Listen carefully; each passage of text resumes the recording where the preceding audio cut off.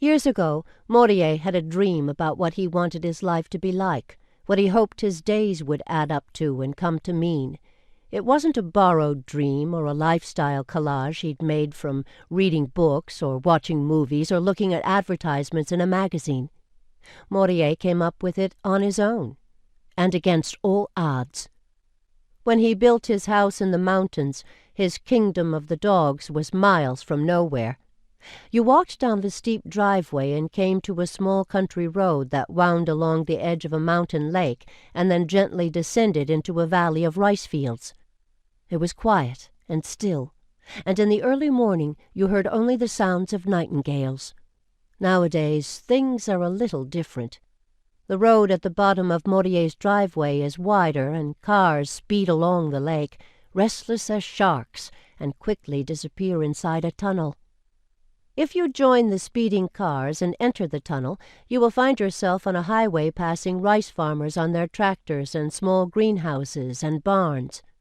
Keep going to another valley dotted with convenience stores and a few billboards, and, after 40 minutes or so, you will wind up at a station for the bullet train. You can buy newspapers in the station and food to go.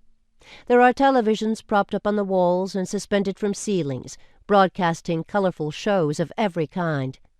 Once aboard the cool white modern coach of the train, you'll soon pick up speed and be moving in a swift, straight hush toward one of the largest cities on earth. The scenery of the snow country as you leave it becomes a blur. But when you think back to Morie's house, with its one black dial telephone and tatami mats, its beautiful old teacups, handmade snowshoes, ancient dog show trophies, stuffed swan, and the empty wasp's nest that hangs like a treasure in his foyer, it will seem as though you have traveled in less than an hour through decades, even centuries. You have gone from then to now. You have left a slow and quiet world like your grandfathers or great-grandfathers, and have returned to modern life. You might be happy coming back to your own place in time, but after you've been to the snow country and met Morie and his dogs, the modern world won't feel quite the same way again. That is why this book exists.